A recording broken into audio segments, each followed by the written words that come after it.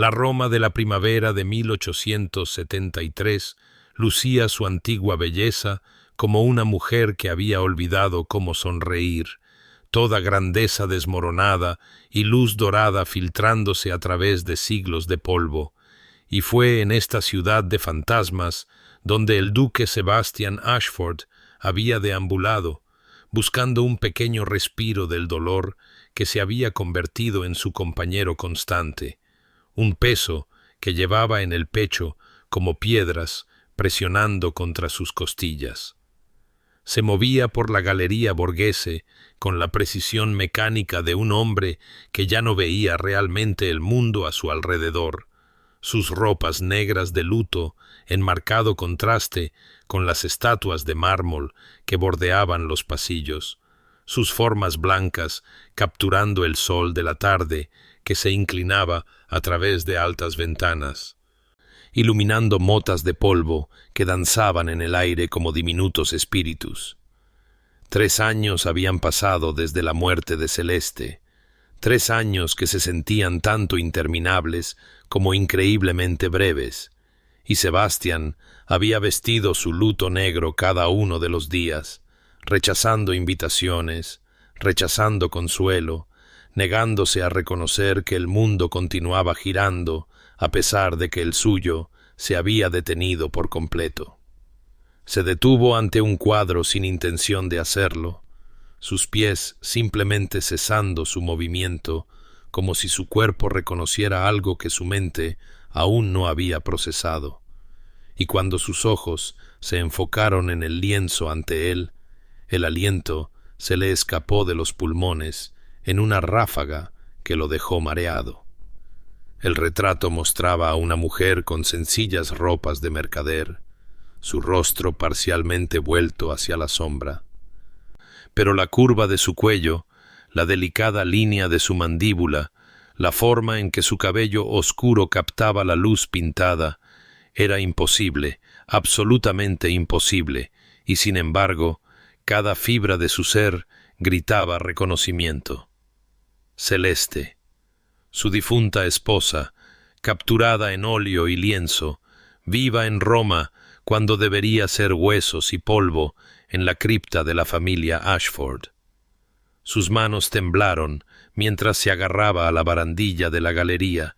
los nudillos blancos, y sintió el conocido cóctel de emociones que había definido su existencia subir para ahogarlo. El dolor de que se hubiera ido, la confusión de que pudiera estar aquí, la rabia ante la imposibilidad de todo ello y, debajo de todo lo demás, una terrible y traicionera esperanza de que quizás la muerte no la hubiera reclamado después de todo. La pequeña placa de latón debajo del retrato decía «La extrañera, la extranjera, artista desconocido», y Sebastián miró fijamente esas palabras hasta que se volvieron borrosas ante sus ojos, su brillante mente corriendo a través de posibilidades e imposibilidades, a través de la lógica y la locura. Recordó el día de su boda con una claridad repentina y cristalina, cómo la había visto caminar por el pasillo hacia él, y había sentido algo feroz y posesivo encenderse en su pecho, cómo había pensado, mía, mía, mía, con cada paso que ella daba, cómo incluso entonces su amor se había sentido menos como ternura y más como hambre, menos como devoción y más como una necesidad desesperada. Si ésta era verdaderamente Celeste, si de alguna manera había sobrevivido, si había huido de él y construido una vida aquí, en esta ciudad eterna, entonces había cometido la traición definitiva, había elegido dejarlo cuando había jurado ante Dios y testigos permanecer. Pero si era simplemente una mujer que se parecía a su amor perdido, un cruel truco de la genética y la coincidencia, entonces la encontraría de todos modos, poseería este eco de lo que había perdido, la haría suya como Celeste había sido suya. De cualquier manera, la obsesión que había definido su dolor ahora encontraba un nuevo propósito, nítido y claro, y completamente avasallador. Encontraría a esta mujer, descubriría la verdad, y cuando lo hiciera, nada en el cielo ni en la tierra la apartaría de él de nuevo. 3 años antes, en la primavera de 1870, Inglaterra vestía sus mejores colores para la boda de Lady Celeste Whitmore con el duque Sebastian Ashford. La antigua capilla de Ashford Manor, engalanada con rosas blancas y hiedra colgante, la luz del sol entrando a raudales por las vidrieras para pintar los suelos de piedra con patrones enjollados de carmesí y zafiro y oro, y sin embargo, bajo toda esta belleza cuidadosamente orquestada, bajo el susurro de los vestidos de seda y el murmullo de la nobleza reunida, Celeste sólo sentía un pavor terrible y corrosivo que se asentaba en su estómago como piedras tragadas. El acuerdo se había cerrado 6 meses antes en el estudio de su padre, las manos de Lord Whitmore temblando ligeramente mientras entregaba a su única hija para saldar deudas que se habían acumulado a través de años de malas inversiones y juego excesivo, y Celeste se había quedado en silencio en el umbral, comprendiendo con una claridad espantosa que no era una hija amada, sino una mercancía, un pedazo de carne y linaje para ser canjeado por la salvación financiera. Había oído los susurros sobre el duque Ashford incluso antes de su primer encuentro, que era brillante pero frío, inmensamente rico pero completamente desprovisto de calidez, que los cortejos anteriores habían terminado abruptamente cuando las jóvenes damas encontraban excusas para retirar su interés, aunque nadie hablaba abiertamente de por qué estas chicas de buena cuna habían huido de un partido tan ventajoso. Su primer encuentro había sido en el salón de la casa de su familia en Londres, Sebastián llegando con la precisión de una campaña militar, sus ojos oscuros fijándose en ella con una intensidad que la hizo sentir no admirada, sino catalogada, evaluada, reclamada antes de que una sola palabra pasara entre ellos, y cuando él tomó su mano y presionó sus labios contra sus nudillos, ella había sentido la presión posesiva de sus dedos, la forma en que se aferró apenas una fracción de segundo más, marcándola como suya antes de que se pronunciara ningún voto. Ahora, caminando por el pasillo hacia él del brazo de su padre, vio esa misma intensidad ardiendo en la mirada de Sebastián. Vio la forma en que la observaba acercarse como si fuera una presa que caminaba voluntariamente hacia su trampa, cuidadosamente preparada,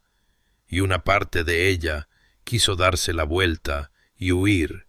recoger sus faldas de seda blanca y correr de esta hermosa prisión antes de que sus puertas se cerraran para siempre.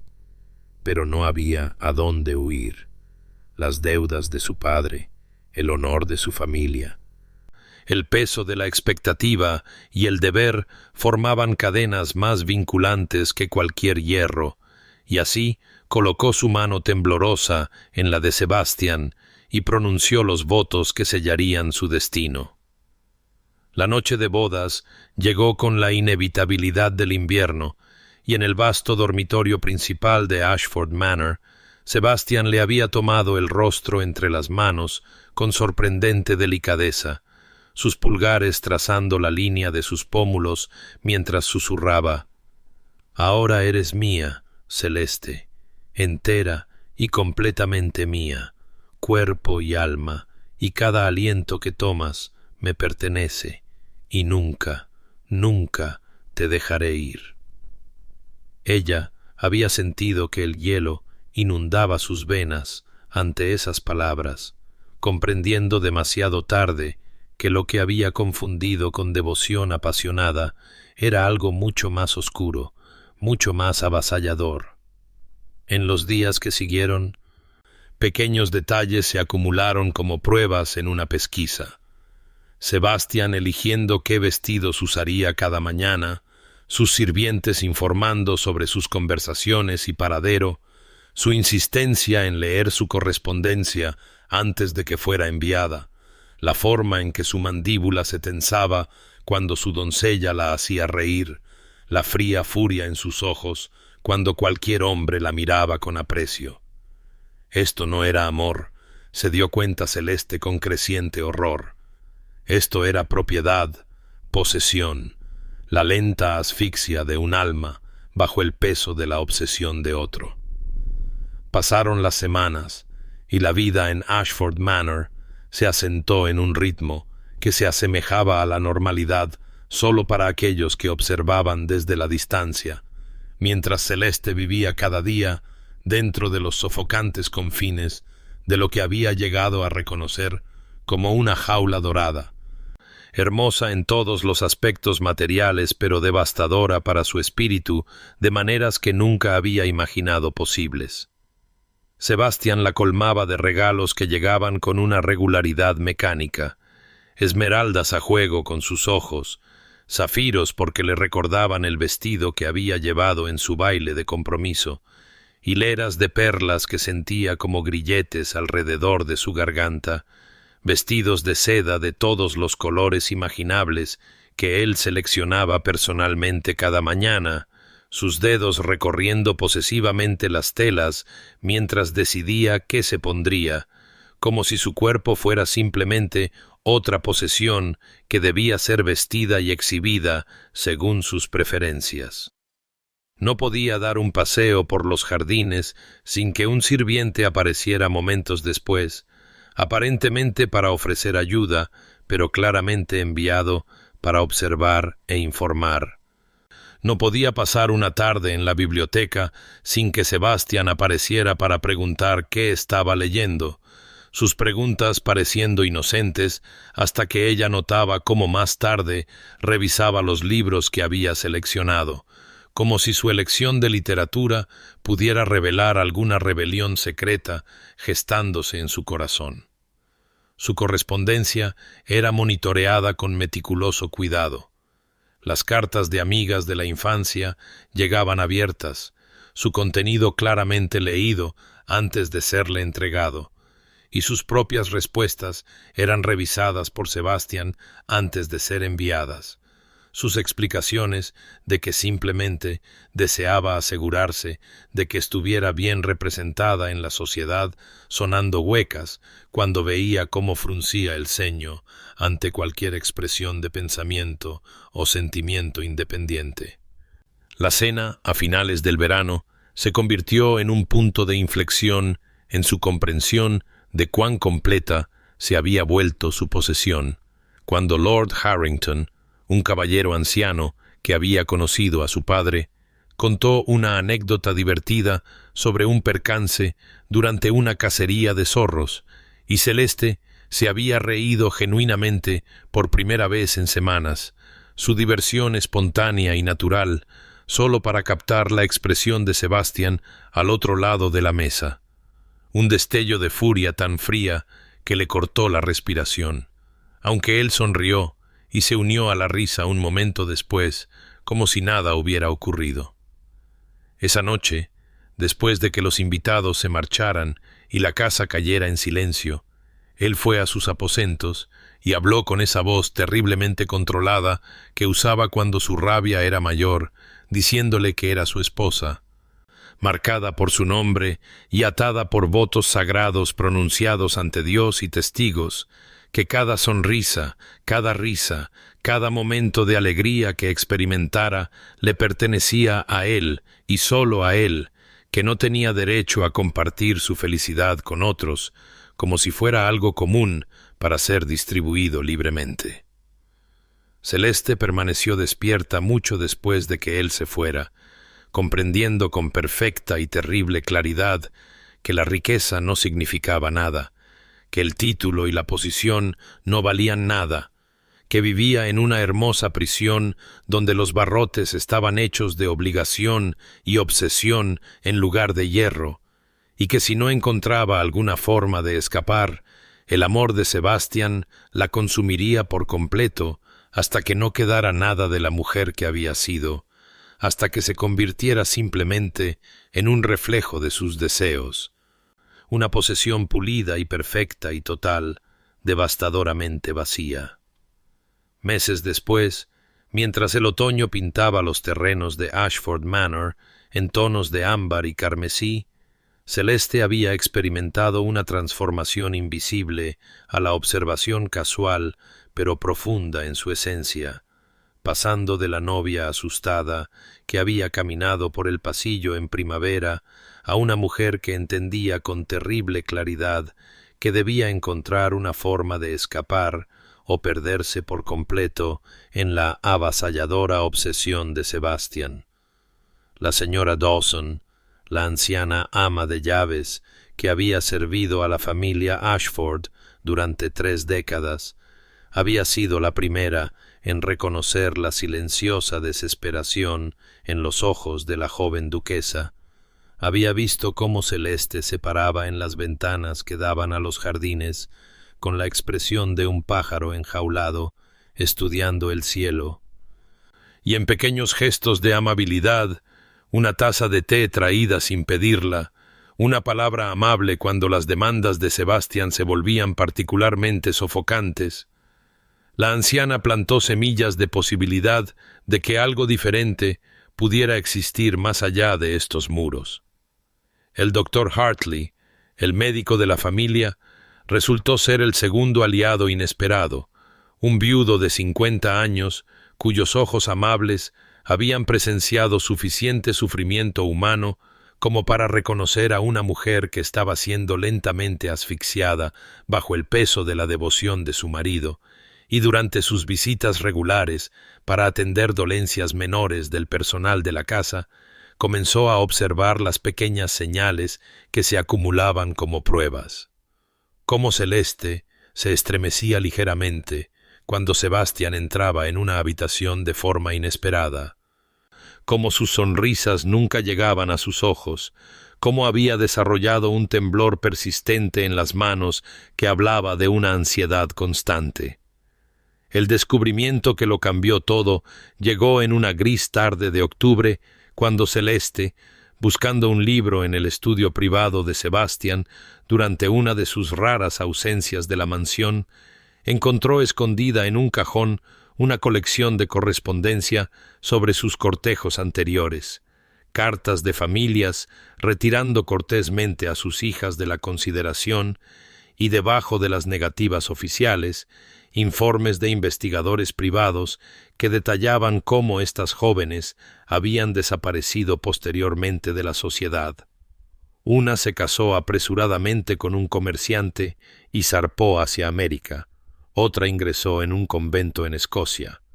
Una tercera simplemente desapareció con rumores de que había muerto en el extranjero, aunque no existía ningún certificado de defunción, y Celeste comprendió con el hielo inundando sus venas que no era la primera mujer en reconocer el peligro en el particular tipo de amor de Sebastian Ashford,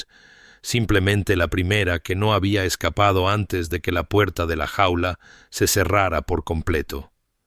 Esa noche, con las manos temblando mientras servía el té en el salón, se encontró a solas con la señora Dawson y habló con cuidada naturalidad sobre una historia que había leído de una mujer que había huido de una situación terrible, y la respuesta del ama de llaves, pronunciada en voz baja mientras arreglaba las flores, llevaba el peso de la experiencia vivida. Mi propia hija, que en paz descanse, escapó de un marido que la habría matado con sus celos hace ya 20 años, empezó de nuevo en Bristol con otro nombre, y a veces, su gracia, a veces la única forma de sobrevivir es convertirse en alguien completamente nuevo. La semilla de la posibilidad echó raíces en la mente de Celeste con la ferocidad de una esperanza desesperada, y comenzó sus propios preparativos cuidadosos, tomando pequeñas cantidades de dinero de las cuentas de la casa que Sebastian no notaría, escondiendo joyas en el forro de su capa de invierno, estudiando los horarios de los sirvientes para comprender los ritmos de la casa, y todo el tiempo manteniendo la actuación perfecta de esposa obediente incluso mientras planeaba su propia muerte y resurrección, entendiendo que nada menos que su completa desaparición la liberaría del hombre que había jurado nunca dejarla ir. El invierno se acercaba con la inevitabilidad del destino, trayendo días más cortos y sombras más largas que parecían reflejar la oscuridad de las circunstancias de Celeste. Y durante estos fríos meses cultivó su relación con el doctor Hartley, con la cuidadosa paciencia de alguien que planta semillas en tierra helada, sabiendo que su propia supervivencia dependía de la cosecha. El médico visitaba Ashford Manor semanalmente para atender a la servidumbre, y Celeste se aseguraba de estar presente para el té después, creando oportunidades para conversaciones que comenzaban con temas inocuos. El clima, asuntos locales, libros que habían leído, pero que gradualmente se profundizaron en discusiones sobre filosofía y ética que le permitieron comprender al hombre detrás del exterior profesional. Se enteró de que su esposa había muerto 5 años antes de tisis, consumiéndose durante meses, mientras él permanecía impotente a pesar de todos sus conocimientos médicos, y podía oír en su voz la terrible culpa de un sanador que no pudo salvar a la única persona que más importaba, la creencia tácita de que de alguna manera había fallado en su deber fundamental. Durante una conversación particularmente íntima en la biblioteca, mientras Sebastian estaba fuera inspeccionando sus propiedades del norte, ella planteó una pregunta hipotética con el corazón martilleando contra sus costillas. ¿Qué haría un médico si alguien necesitara desaparecer para su propia supervivencia, si permanecer visible significara una destrucción segura? El doctor Hartley la había mirado con esos ojos sabios y preguntó en voz baja si todavía estaban hablando en hipotéticos, y en ese momento Celeste comprendió que había encontrado su salvación o su perdición. El plan cristalizó durante semanas de conversaciones cuidadosamente codificadas, el doctor Hartley luchando visiblemente con el conflicto entre su juramento hipocrático de no hacer daño y su creciente comprensión de que ayudar a Celeste a desaparecer podría ser el mayor acto de curación que podría realizar, que a veces salvar una vida requería métodos que ninguna escuela de medicina enseñaba. El punto de inflexión llegó en una tarde de enero, cuando Sebastian, en uno de sus arrebatos posesivos por alguna ofensa imaginaria, había agarrado los brazos de Celeste con tal fuerza que los moratones florecieron como flores oscuras en su pálida piel, y esa noche le mostró estas marcas al doctor Hartley, junto con la cerradura que Sebastian había instalado recientemente en el exterior de la puerta de su dormitorio, ostensiblemente para protegerla, pero en realidad para controlar sus movimientos incluso mientras dormía. El rostro del médico se había puesto blanco de furia y reconocimiento, y pronunció palabras que sellaron su conspiración. He visto morir a una mujer que me importaba mientras permanecía impotente. No veré a otra ser destruida cuando tengo el poder de evitarlo. Se decidieron por un plan tan audaz como simple. Celeste fingiría una enfermedad repentina. El doctor Hartley administraría una combinación cuidadosamente medida de hierbas que ralentizarían su corazón y respiración a niveles imperceptibles, creando la apariencia de muerte que engañaría incluso a un examen cercano.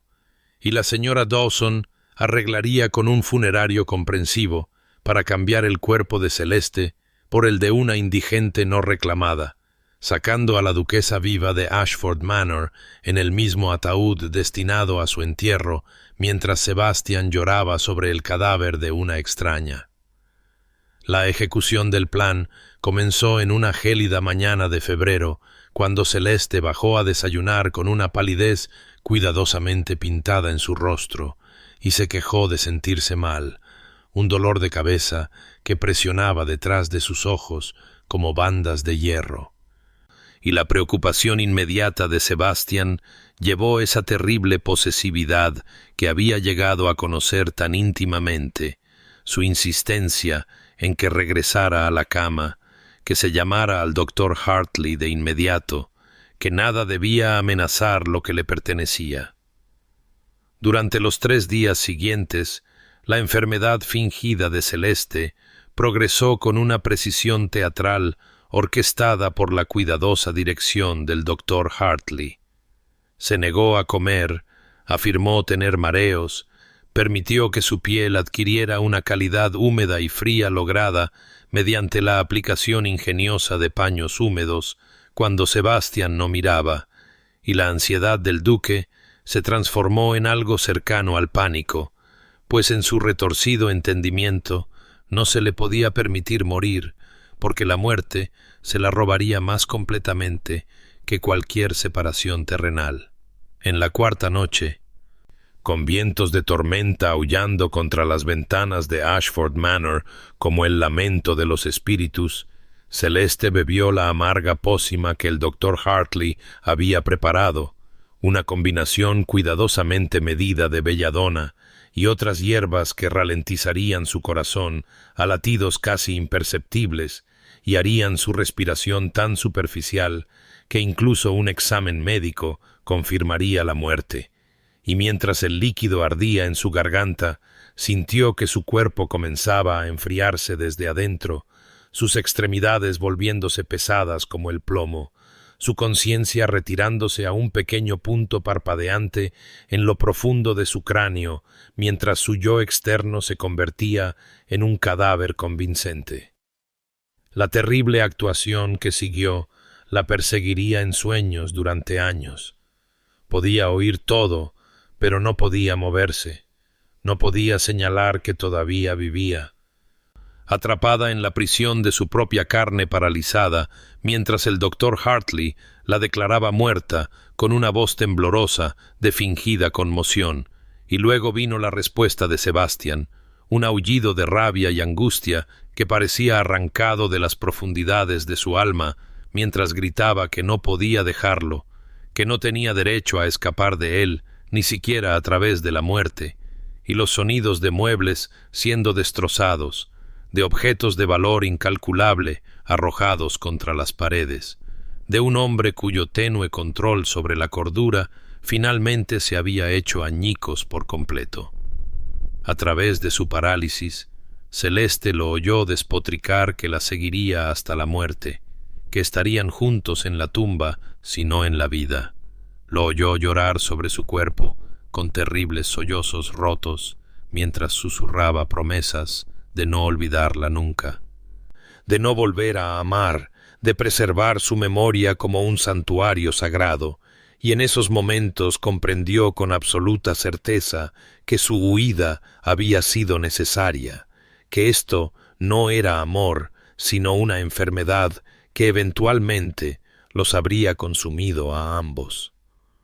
Los apresurados arreglos funerarios procedieron con una velocidad indecorosa, Sebastián insistiendo en que fuera enterrada en 2 días, como si no pudiera soportar separarse de su cuerpo, ni siquiera en la muerte. Y durante la noche antes del funeral, la señora Dawson y un funerario comprensivo, a quien el doctor Hartley había sobornado con una pequeña fortuna, ejecutaron el engaño final, cambiando el cuerpo, aún paralizado de Celeste, por el cuerpo de una mujer desconocida, que había muerto sola en el hospicio de Londres. Y durante todo ese tiempo, Sebastián mantuvo la vigilia junto a lo que creía que era el ataúd de su esposa, hablándole en tonos bajos y desesperados sobre cómo ella había sido su mundo entero, cómo la llevaría en su corazón hasta que su propia muerte viniera a reunirlos, confirmando en cada palabra susurrada las profundidades de una obsesión que se había disfrazado de devoción. Celeste, despertó con el rítmico crujido de ruedas de madera y el olor a heno y lana, su cuerpo dolorido como si la hubieran golpeado, cada músculo rígido y protestando, mientras la conciencia regresaba en oleadas lentas y dolorosas, y por un momento terrible no pudo recordar dónde estaba ni qué había sucedido, hasta que abrió los ojos para ver la áspera lona que cubría un carro sobre ella y el rostro curtido de la señora Dawson mirándola con ansioso alivio. Susurrando, «Gracias a Dios,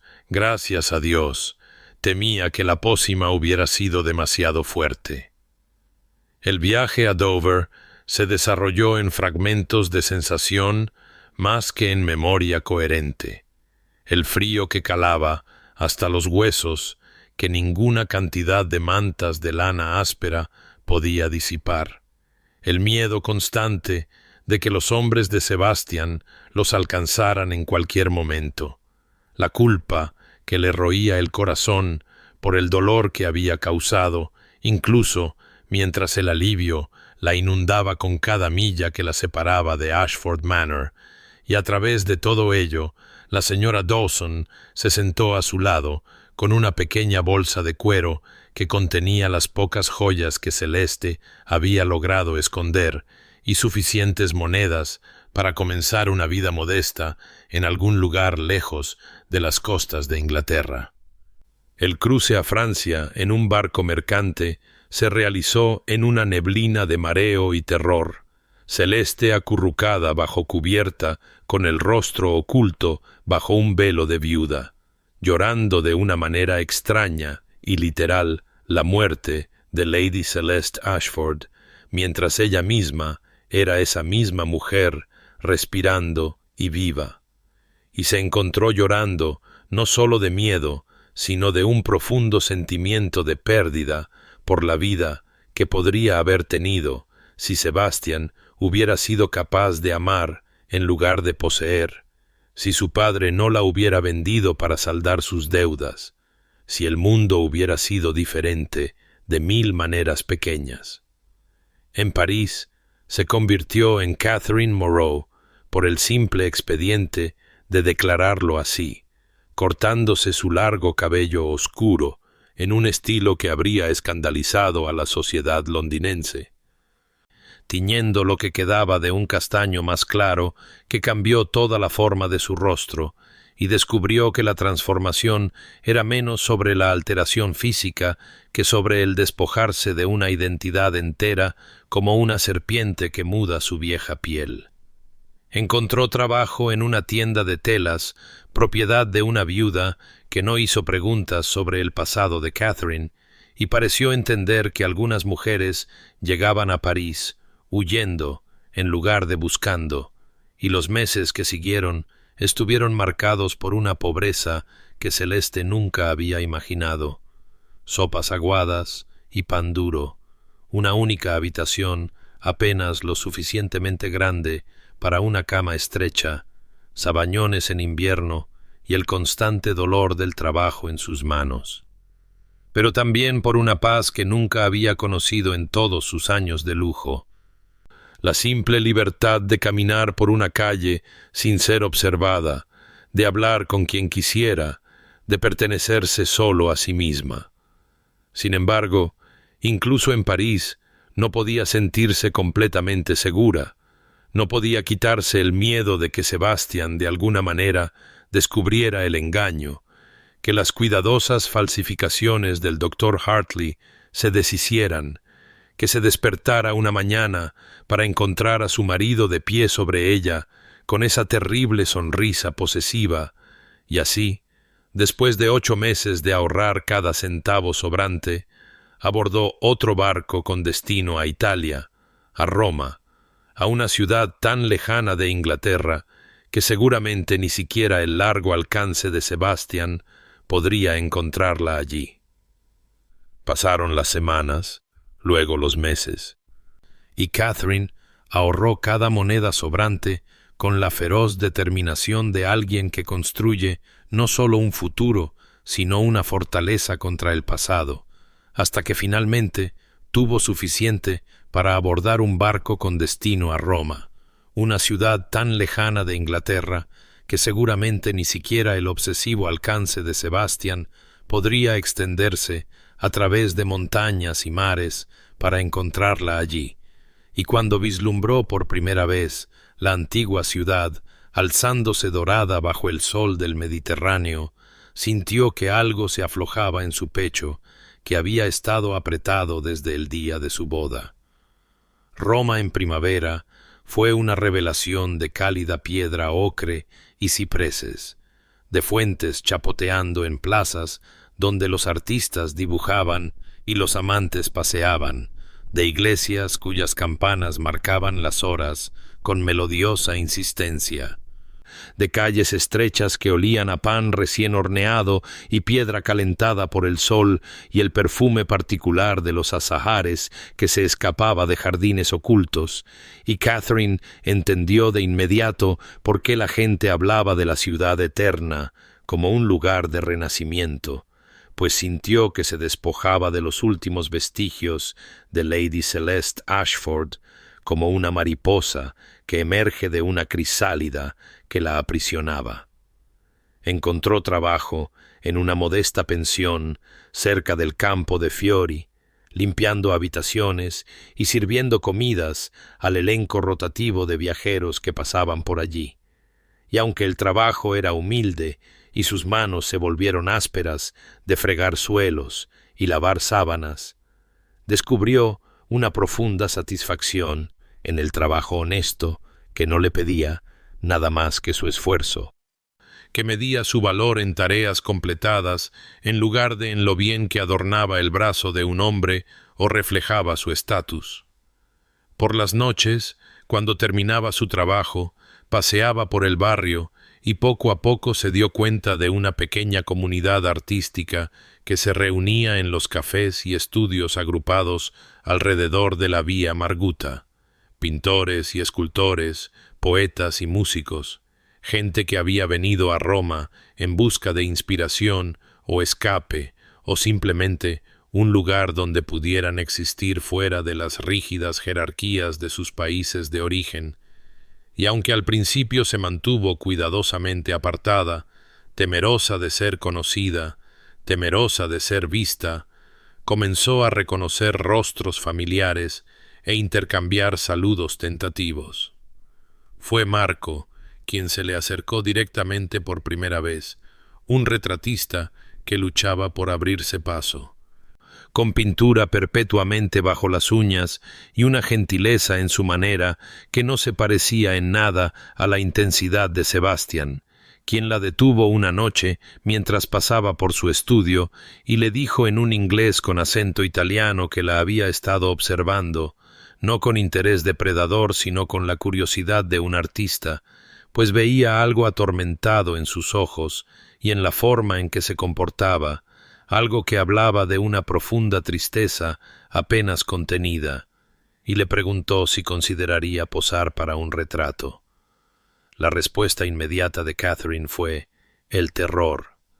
Ser capturada en pintura se sentía como ser atrapada de nuevo, como ser poseída y exhibida, como darle a alguien el poder de definir y poseer su imagen. Pero Marco pareció sentir su miedo sin entender su origen, y simplemente sonrió. Dijo que no había presión, que la oferta seguía en pie si alguna vez cambiaba de opinión, y algo en su paciente aceptación, su disposición a dejarla elegir libremente, sin manipulación ni insistencia, fue desgastando gradualmente su resistencia, hasta que una tarde se encontró subiendo las escaleras hacia su estudio, lleno de sol, y aceptando posar para él, vistiendo su sencillo vestido de trabajo, su rostro parcialmente vuelto hacia la sombra, y las sesiones se convirtieron en una forma de meditación, horas de silencio pacífico roto solo por el rasguño del carboncillo sobre el lienzo y las suaves peticiones de Marco para que cambiara ligeramente de posición, y no preguntó nada sobre su pasado. Parecía contento con simplemente capturar lo que veía en el momento presente, y en Roma, bajo la respetuosa mirada de Marco y rodeada por la antigua belleza de la ciudad, Catherine comenzó a sanar, a creer que quizás podría ser verdaderamente libre, que la vida que había construido de la nada podría ser realmente suya para conservarla. Habían pasado 6 meses desde el entierro de Lady Celeste Ashford en la cripta familiar, y en ese tiempo Sebastian había descendido a una pena tan profunda y retorcida que los sirvientes de Ashford Manor susurraban entre ellos que el duque se había vuelto completamente loco, pues mantenía las habitaciones de su esposa exactamente como ella las había dejado, sus cepillos aún dispuestos en el tocador con mechones de su cabello oscuro atrapados en las cerdas, sus vestidos colgando en el armario sin tocar, su libro favorito todavía abierto en la mesita de noche en la página que supuestamente estaba leyendo antes de su repentina enfermedad. Y cada día sin falta pasaba horas en ese santuario preservado, hablando con su retrato como si ella pudiera oírlo, contándole sobre asuntos de la finca y asuntos políticos, pidiéndole su opinión sobre decisiones que debía tomar, a veces llorando, a veces sentado en un terrible silencio. Había rechazado todos los compromisos sociales desde su muerte, había declinado su escaño en el Parlamento, no vestía más que luto negro, que hacía que su rostro ya pálido pareciera fantasmal, y se movía por la mansión como un espectro él mismo, apenas comiendo, durmiendo en fragmentos inquietos, su obsesión con Celeste, en la muerte, aún más avasalladora de lo que había sido en vida, pues al menos, cuando vivía, podía poseerla físicamente, podía verla y tocarla, y saber que era suya, pero ahora solo existía en la memoria y en esa preciosa efigie pintada, y la pérdida lo había vaciado hasta convertirlo en algo apenas humano. El doctor Hartley, que lo visitaba ocasionalmente con el pretexto de comprobar la salud del duque, observaba este deterioro con una culpa que le roía la conciencia como una enfermedad persistente, preguntándose en sus momentos más oscuros si habían hecho bien en ayudar a Celeste a escapar o si simplemente habían cambiado su encarcelamiento por el descenso de Sebastian a la locura. Pero luego recordaba los moratones en sus brazos, el terror en sus ojos, la cerradura en la puerta de su dormitorio, y se armaba de valor con la convicción de que salvar su vida había valido esta consecuencia, aunque la convicción se sentía cada vez más hueca al presenciar el desmoronamiento de Sebastian. La hermana menor de Sebastian, Lady Margaret, viajó desde la finca de su marido en Yorkshire para suplicarle a su hermano que se reincorporara al mundo de los vivos, y lo encontró en la habitación de Celeste como siempre, sentado en la silla junto a la ventana donde su esposa solía leer, y le rogó que considerara que Celeste no querría que desperdiciara su vida en el luto, que debía honrar su memoria viviendo plenamente.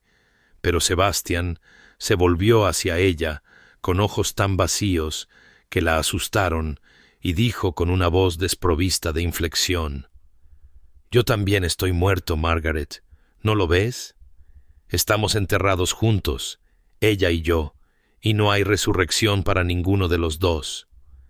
Y Margaret huyó de la mansión llorando, escribiendo al doctor Hartley que su hermano estaba fuera de su alcance.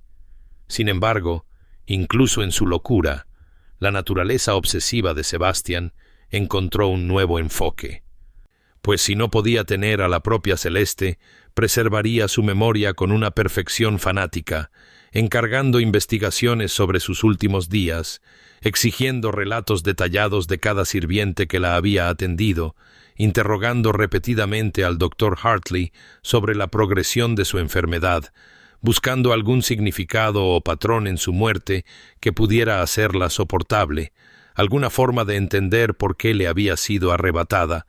y aunque no encontró nada sospechoso en la narrativa cuidadosamente construida de una enfermedad repentina y un rápido declive, su mente inquieta no podía aceptar del todo la aleatoriedad de ello, no podía reconciliarse con un mundo donde algo tan precioso pudiera simplemente desaparecer sin razón ni aviso, y así continuó buscando respuestas que no existían, mientras en Roma, Catherine vivía la vida libre que él nunca le había permitido, y el doctor Hartley mantenía su compasivo engaño, y el fantasma de Lady Celeste Ashford rondaba Ashford Manor de maneras tanto literales como metafóricas, un espectro de amor obsesivo que los había consumido a ambos. Había pasado un año desde que Lady Celeste Ashford fue depositada en la cripta familiar, y en ese tiempo la mujer que ahora se hacía llamar Catherine había florecido en la primavera perpetua de Roma, como una planta a la que finalmente se le da luz y agua adecuadas después de años en la sombra, pues había encontrado trabajo enseñando inglés a los hijos de prósperos comerciantes y de la nobleza menor que deseaban que su descendencia dominara el idioma del comercio y la diplomacia. Y vivía en una pequeña y soleada habitación en el cuarto piso de un edificio cerca de la Plaza de España, donde podía oír el chapoteo de la fuente día y noche y ver a los vendedores de flores arreglar sus ramos cada mañana en la plaza de abajo. Había forjado cuidadosas amistades con otras mujeres de la comunidad de expatriados, damas inglesas y americanas que habían venido a Roma en busca de inspiración artística o un respiro de las restrictivas expectativas sociales, y también con mujeres locales, la esposa de su casero que le enseñó a hacer pasta como es debido, la costurera de la tienda de abajo que arreglaba los modestos vestidos de Catherine y compartía chismes con tazas de café fuerte, y aunque Catherine todavía guardaba la verdad de su pasado con absoluta vigilancia, sin hablar nunca de su vida antes de París, sin mencionar a un marido o un título o las frías piedras grises de Ashford Manor, se sentía cada vez más segura en la calidez de estas conexiones, cada vez más convencida de que su nueva vida era sólida y real y suya para conservarla. Marco se había convertido en su amigo más querido en Roma, aunque no había nada romántico entre ellos. Él estaba demasiado absorto en su arte y en su amor tranquilo por el hijo de un panadero que a veces posaba para él como para ver a Catherine como algo más que un alma gemela, alguien más que llevaba la tristeza como una carga familiar. Pero su amistad era preciosa para ella precisamente porque no pedía nada, no exigía nada, simplemente existía en el cómodo espacio del silencio compartido y la conversación ocasional. El retrato que había pintado de ella, la extrañera, había tardado meses en completarse porque trabajaba en él entre encargos, y cuando finalmente le mostró el lienzo terminado, ella se había quedado de pie ante él, sintiéndose extraña y expuesta y extrañamente conmovida, pues de alguna manera había capturado su verdad esencial. Una mujer suspendida entre la sombra y la luz, entre el pasado y el presente, ni totalmente visible, ni completamente oculta, hermosa en su melancolía, misteriosa en su quietud, y comprendió que él la había visto con más claridad de lo que ella se había visto a sí misma. Marco había inscrito el retrato en una pequeña exposición de una galería cerca de la Vía del Corso, y Catherine había asistido a la inauguración con un aleteo de nerviosismo rápidamente calmado por el anonimato de la multitud. Pues ¿quién entre estos amantes del arte romanos podría conectar a esta sencilla profesora de inglés con su vestido gris liso con la aristocrática Lady Celeste que había muerto al otro lado del mar en la neblinosa Inglaterra? Y se había quedado de pie ante su propia imagen, sintiéndose peculiarmente desconectada de ella, como si la mujer del cuadro fuera alguien que había conocido hace mucho tiempo en lugar de un reflejo de sí misma. El cuadro había atraído la atención de varios coleccionistas, incluido un marchante de arte inglés que se especializaba en obras italianas contemporáneas y que había interrogado a Marco extensamente sobre la modelo, expresando un interés particular en la cualidad de tristeza que el artista había capturado. Y Catherine había sentido el primer frío aleteo de inquietud ante la mención del interés inglés. Pero lo había descartado rápidamente, razonando que estaba completamente transformada de la duquesa de cabello oscuro que una vez había adornado los salones de baile de Londres, que incluso su propia madre tendría dificultades para reconocerla ahora con su cabello más corto y claro, su piel tocada por el sol y la paz que finalmente había comenzado a instalarse en sus ojos, y regresó a su pequeña y soleada habitación esa noche convencida de que estaba a salvo, de que el pasado estaba verdaderamente enterrado, de que Catherine Moreau se había vuelto tan real y sólida como las piedras romanas bajo sus pies.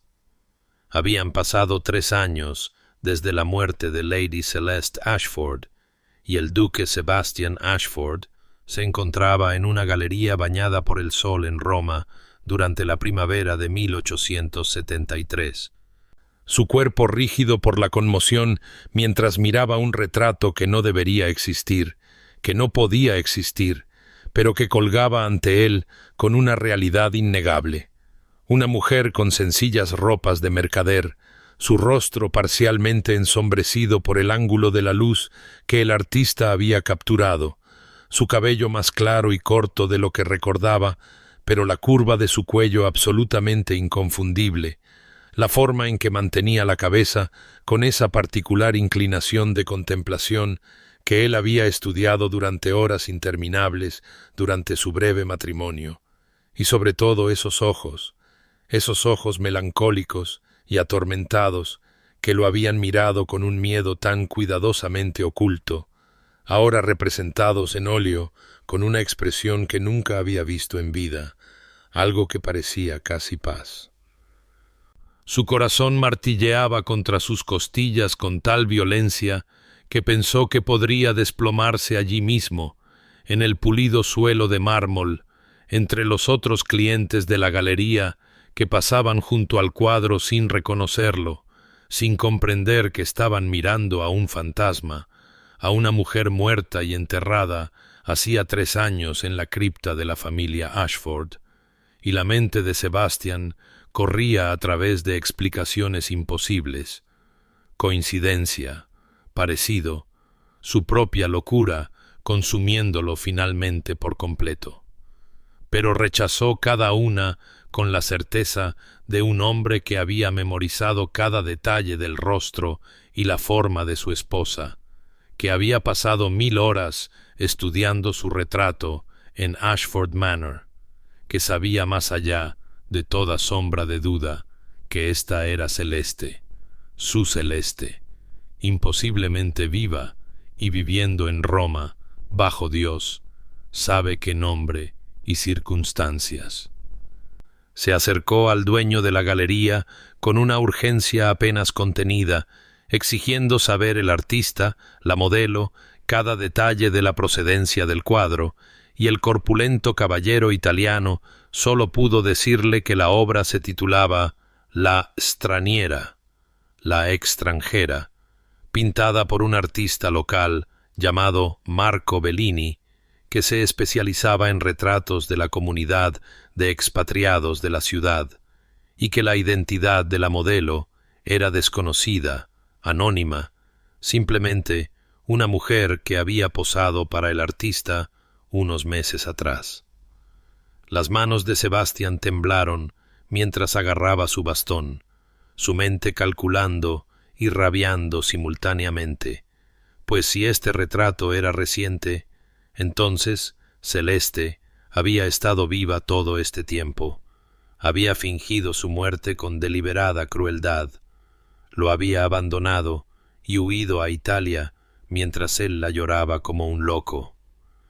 y la traición de ello lo quemó con una intensidad ácida, incluso mientras una alegría terrible surgía bajo la rabia porque estaba viva. Existía en algún lugar de esta antigua ciudad, respirando y caminando y viviendo sin él, lo que significaba que podía ser encontrada, podía ser reclamada, podía ser obligada a responder por lo que había hecho. Estudió el cuadro con renovada intensidad, notando las diferencias. El cabello más claro sugería un disfraz deliberado. La ropa humilde hablaba de circunstancias reducidas, pero esa expresión de paz, esa suavidad en sus rasgos que nunca había existido cuando era su esposa, esa sutil transformación sugería que era feliz en su exilio, contenta en su libertad, y la constatación encendió su obsesión con una fuerza devastadora, porque si era verdaderamente celeste, entonces había traicionado todo lo sagrado entre ellos y merecía su ira, merecía ser arrastrada de vuelta a Inglaterra y obligada a recordar sus votos y su lugar. Pero si por alguna imposible casualidad ésta era simplemente una mujer que se parecía a su esposa muerta tan perfectamente que ni siquiera él podía notar la diferencia, entonces debía poseer este eco de su amor perdido, debía poseer este recordatorio viviente de lo que la muerte le había robado, y de cualquier manera, ya fuera la mujer de este retrato verdaderamente celeste o simplemente su asombrosa doble, Sebastián supo con absoluta certeza que la encontraría, que la tendría, que la haría suya una vez más, pues la obsesión no muere simplemente porque su objeto, supuestamente, ha perecido. Y el duque de Ashford había aprendido hace mucho tiempo que lo que quería, lo tomaba, sin importar la muerte o la distancia o cualquier fuerza en la tierra que pudiera interponerse entre él y su posesión. Sebastián contrató investigadores esa misma tarde, convocando a su habitación de hotel a un trío de hombres especializados en localizar personas desaparecidas y realizar investigaciones discretas para clientes adinerados por toda Europa, y no escatimó en gastos al instruirlos para que encontraran todo sobre el artista Marco Bellini y la mujer que había posado para el retrato titulado La Straniera, ofreciendo oro suficiente para comprar su absoluta dedicación y silencio, pues no permitiría que se extendiera por los canales de chismes de Roma la noticia de que el duque de Ashford estaba buscando a una mujer que podría ser su esposa supuestamente muerta. En 2 días, los investigadores regresaron con una dirección en Trastevere, donde Marco Bellini tenía su estudio, y Sebastián se presentó allí en una mañana radiante cuando la luz se inclinaba dorada por las estrechas calles, subiendo 3 tramos de gastados escalones de piedra para llamar a una puerta manchada de pintura que se abrió para revelar a un joven de ojos amables y dedos perpetuamente manchados de tinta que miró al bien vestido duque inglés con curiosa cortesía y lo invitó a entrar para ver sus otras obras. Sebastián apenas echó un vistazo a los lienzos que cubrían las paredes, los retratos de comerciantes y sus esposas, los paisajes de la campiña romana, las naturalezas muertas de frutas y flores, pues toda su atención se centró en extraer información sobre el único retrato que importaba, y preguntó con estudiada naturalidad sobre La Straniera, comentando que la modelo le había recordado a alguien que conoció una vez y preguntándose si el artista podría compartir algún detalle sobre la mujer que había posado para él. Marco, inocente de cualquier peligro y orgulloso de su trabajo, habló libremente sobre su modelo, una profesora de inglés llamada Catherine Moreau, que había vivido en Roma durante casi 2 años, una mujer tranquila, con un aire melancólico, que enseñaba a los hijos de familias prósperas y se mantenía bastante apartada, amable y gentil en sus maneras, alguien que inicialmente se había negado a posar para el retrato por un extraño miedo a ser vista, pero que finalmente había accedido y demostrado ser una modelo paciente y contemplativa, y mencionó sin dudarlo que vivía en una pensión cerca de la Plaza de España, que a menudo se la podía ver en las primeras horas de la mañana caminando hacia la fuente de allí o por las tardes regresando de sus lecciones. Sebastián sintió que su corazón se contraía con una mezcla de rabia y triunfo tan intensa que pensó que podría golpear al joven artista simplemente por haber mirado a Celeste, por haber capturado su imagen, por haber pasado horas en su presencia mientras Sebastián lloraba una tumba vacía en Inglaterra, pero mantuvo la compostura y agradeció a Marco con fría cortesía antes de partir con la información ardiendo en su mente como ácido. La cronología encajaba perfectamente. Catherine Moreau había llegado a Roma aproximadamente cuando Celeste Ashford había muerto. La herencia inglesa lo explicaba. La profesión de maestra se ajustaba a su educación, y el aire melancólico, el miedo a ser vista, todo confirmaba lo que Sebastián ya sabía con absoluta certeza en las cámaras más profundas de su corazón obsesionado. Esa misma tarde se posicionó al otro lado de la calle de la pensión que Marco había descrito, un edificio con paredes amarillas desvaídas y persianas verdes cerca de la Plaza de España, y esperó con la paciente intensidad de un depredador que sabe que su presa no puede escapar,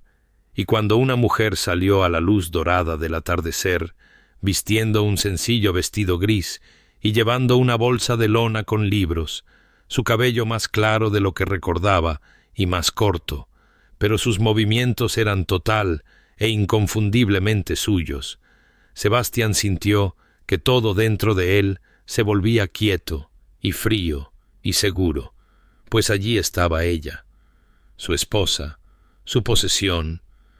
su Celeste, que le había sido robada por su propio cruel engaño y que ahora respondería por 3 años de falso luto y genuina locura, 3 años durante los cuales él había preservado su memoria como la reliquia de un santo, mientras ella vivía libre y feliz bajo el sol italiano, enseñando a los hijos de otras personas, posando para retratos y existiendo en el mundo como si no lo hubiera destruido por completo. La observó caminar hacia la fuente, observó la forma en que se movía con una ligereza que nunca había existido en Ashford Manor, notó cómo sonreía a un vendedor de flores y se detenía a admirar los ramos, y la visión de su contento, su paz, su libertad, lo llenó de una furia tan volcánica que sus manos temblaron donde agarraban su bastón, pero bajo la rabia corría una corriente de oscura alegría, porque estaba viva, existía, podía ser reclamada y devuelta a donde pertenecía, y Sebastián sonrió con su sonrisa más cruel mientras la seguía por las sinuosas calles romanas, manteniendo la distancia, aprendiendo sus patrones, planeando su acercamiento, pues no la confrontaría simplemente en público como un marido celoso común y corriente. No, elegiría su momento con cuidado, la acorralaría en algún lugar del que no pudiera huir fácilmente, le haría entender que ni la muerte misma había sido suficiente para liberarla de los votos que había hecho y del vínculo que había intentado romper. Y mientras el sol romano se ponía en tonos de oro y rosa sobre la ciudad antigua, el duque Sebastian Ashford acechaba a su esposa supuestamente muerta por calles que habían permanecido durante milenios. Un hombre consumido por la obsesión que finalmente había encontrado el objeto de su retorcida devoción y no descansaría hasta poseerla una vez más. Catherine había recorrido esa ruta 100 veces en los 2 años desde que llegó a Roma, desde su pensión cerca de la Plaza de España hasta la pequeña plaza, con su fuente desgastada, donde a veces se detenía a descansar antes de continuar hacia sus lecciones de la tarde. Pero en esta tarde de primavera en particular, sintió el peso de ojos invisibles sobre ella, una conciencia punzante que le erizó los pequeños vellos de la nuca y la hizo mirar por encima del hombro más de una vez, mientras navegaba por las calles estrechas, donde las sombras se acumulaban entre edificios antiguos y la luz dorada se inclinaba en ángulos severos. Se dijo a sí misma que era simplemente la persistente inquietud de ver su retrato expuesto en la galería, el miedo irracional de que ser capturada en pintura la hubiera hecho de alguna manera visible de nuevo para aquellos de quienes había huido. Pero cuando llegó a la fuente y se volvió para mojar los dedos en el agua fresca,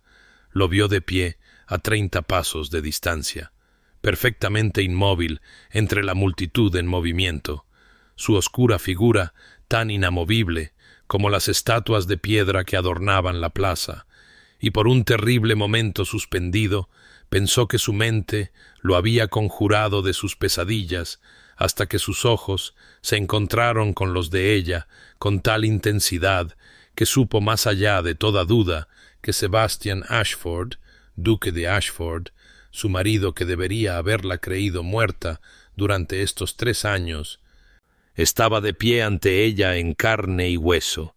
El reconocimiento la golpeó como un golpe físico y retrocedió tambaleándose, su mano aferrándose al borde de la fuente para apoyarse, y observó con creciente horror cómo él comenzaba a moverse hacia ella con el lento y deliberado avance de un depredador que sabe que su presa no tiene a dónde huir.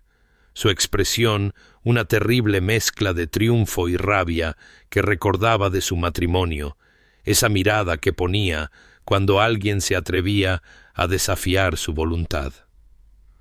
«Hola, esposa»,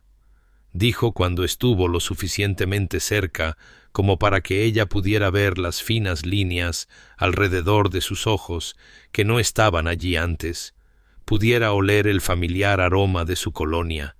y su voz era fría y suave como el mármol pulido. Cada palabra enunciada con precisión, como si estuviera discutiendo el clima en lugar de dirigirse a una mujer que se había levantado de la tumba. El primer instinto de Catherine fue la negación. Abrió la boca para afirmar que estaba equivocado, que ella era Catherine Moreau y no conocía a ningún duque, pero la mentira murió en sus labios, porque ¿de qué servía el fingimiento cuando él estaba ante ella con tal certeza absoluta?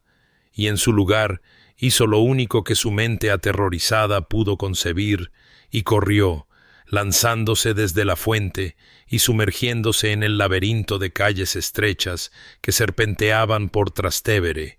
su aliento saliendo en jadeos entrecortados mientras sus pies golpeaban los antiguos adoquines. Podía oírlo detrás de ella, su zancada más larga, devorando la distancia que intentaba crear. Y se desvió a la izquierda hacia un callejón y luego a la derecha a través de un pasaje tan estrecho que sus hombros casi rozaban las paredes, saliendo a un pequeño patio anexo a una iglesia donde las sombras del atardecer proporcionaban un refugio ilusorio. Pero cuando se giró, buscando una salida, lo encontró bloqueando la única vía de escape, su pecho apenas subiendo por el esfuerzo, mientras ella tragaba aire como una mujer que se ahoga. «¿De verdad pensaste que podías huir de mí, Celeste?», preguntó, avanzando lentamente mientras ella retrocedía hacia el muro de la iglesia,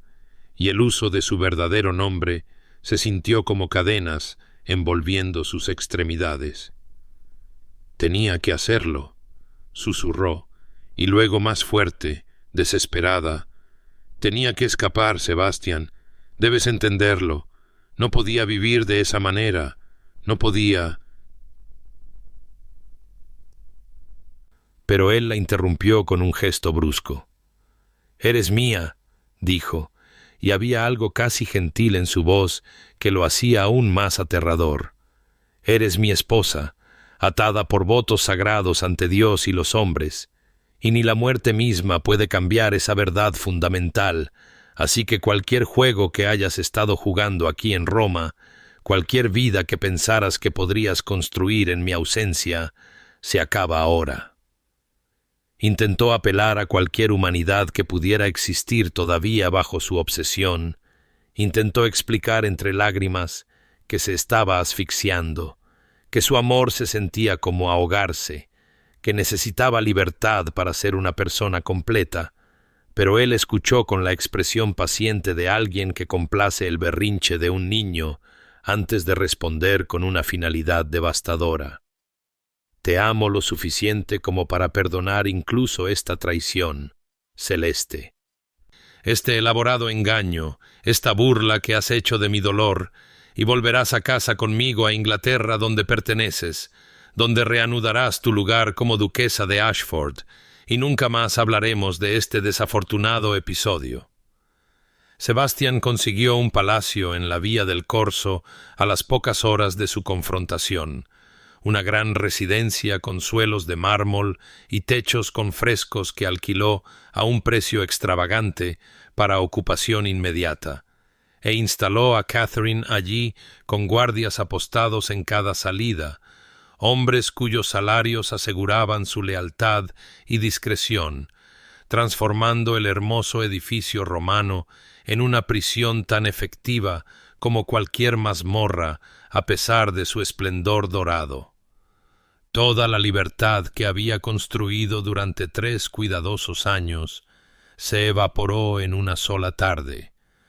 Su soleada habitación cerca de la Plaza de España, abandonada junto con los libros que usaba para enseñar, los pocos vestidos sencillos que poseía, la pequeña colección de bocetos que Marco le había regalado, todo lo que constituía su vida como Catherine Moreau, dejado atrás tan completamente como si hubiera muerto de nuevo.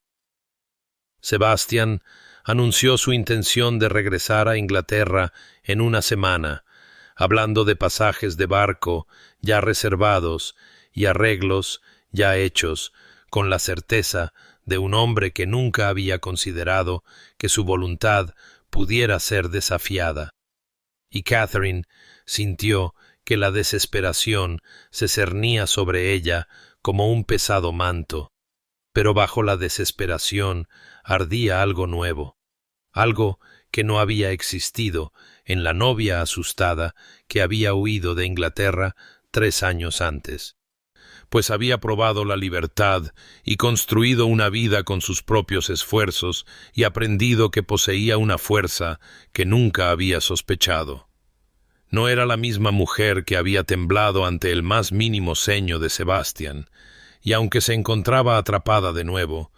un núcleo esencial de ella se negaba a romperse.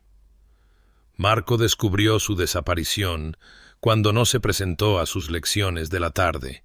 y a través de la red de sirvientes y comerciantes que formaban la red invisible de chismes de Roma, se enteró de un duque inglés que se había presentado en la pensión exigiendo ver a Catherine Moreau y afirmando que era su esposa resucitada de entre los muertos. Y Marco se presentó en las puertas del palacio con la furia justa de un hombre que había contado a Catherine entre sus amigas más queridas y no la vería encarcelada sin protestar. Sebastián lo recibió en un salón con pesadas cortinas de damasco, y cuando Marco exigió la liberación de Catherine y habló de justicia y libertad, la respuesta de Sebastián fue fría y final. Esto era un asunto marital entre marido y mujer, el asunto privado de un par inglés reclamando lo que le pertenecía, y Marco no tenía ninguna autoridad para interferir en asuntos que no le concernían en absoluto. Los guardias permitieron a Marco una breve visita supervisada con Catherine, durante la cual ella le suplicó entre lágrimas que no interviniera más, que no se arriesgara a la ira de Sebastián, pues había visto lo que su marido hacía a quienes amenazaban su posesión de ella, pero Marco abandonó el palacio e inmediatamente alertó a la pequeña comunidad de expatriados ingleses y americanos que se habían hecho amigos de Catherine,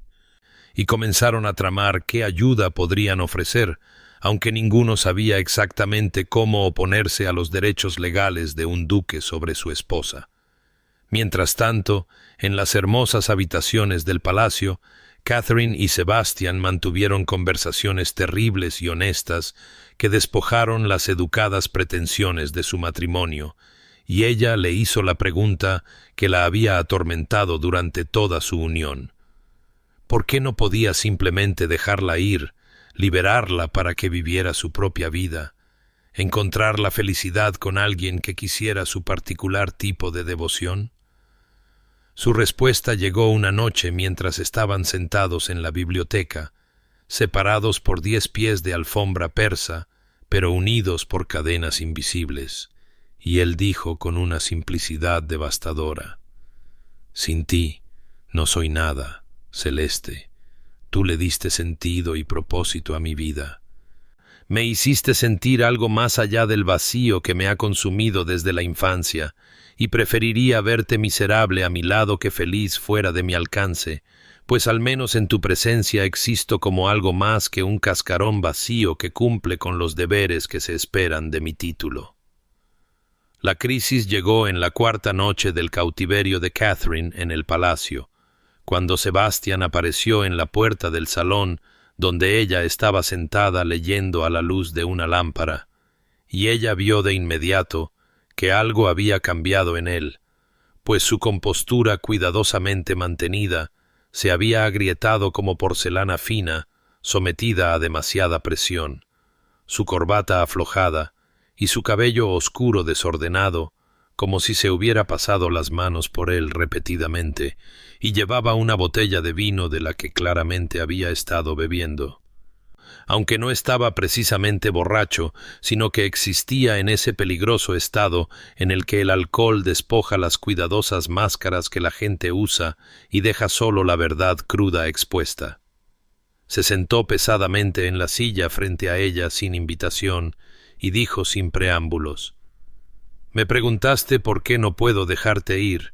y he estado pensando en esa pregunta durante días, y me doy cuenta de que mereces una respuesta, aunque no te gustará lo que oirás». Y Catherine dejó su libro a un lado y esperó conteniendo el aliento cualquier revelación que estuviera por venir. Sebastian comenzó a hablar entonces de su infancia, en frases que al principio eran vacilantes, pero que ganaban impulso como un carruaje rodando cuesta abajo, describiendo los fríos pasillos de mármol de la finca de su familia, donde el amor nunca se mencionaba y el deber era la única virtud que importaba, donde su padre, el viejo duque, había gobernado con disciplina de hierro y veía cualquier muestra de emoción como una debilidad que debía ser erradicada a golpes de un hijo que algún día debería imponer respeto a través del miedo y el control. Le contó que a los 6 años lloró por un cachorro muerto solo para que su padre lo encerrara en un sótano durante 3 días para enseñarle que el sentimentalismo era para las mujeres y los débiles, que a los 10 años se atrevió a defender a un sirviente que su padre deseaba despedir injustamente y recibió una paliza tal que no pudo sentarse durante una semana, que aprendió a través de 1000 lecciones de ese tipo que preocuparse por algo era invitar al dolor y que la seguridad solo residía en dominar por completo lo que uno deseaba conservar. Su voz se volvió más tranquila mientras describía su primer amor cuando tenía 19 años,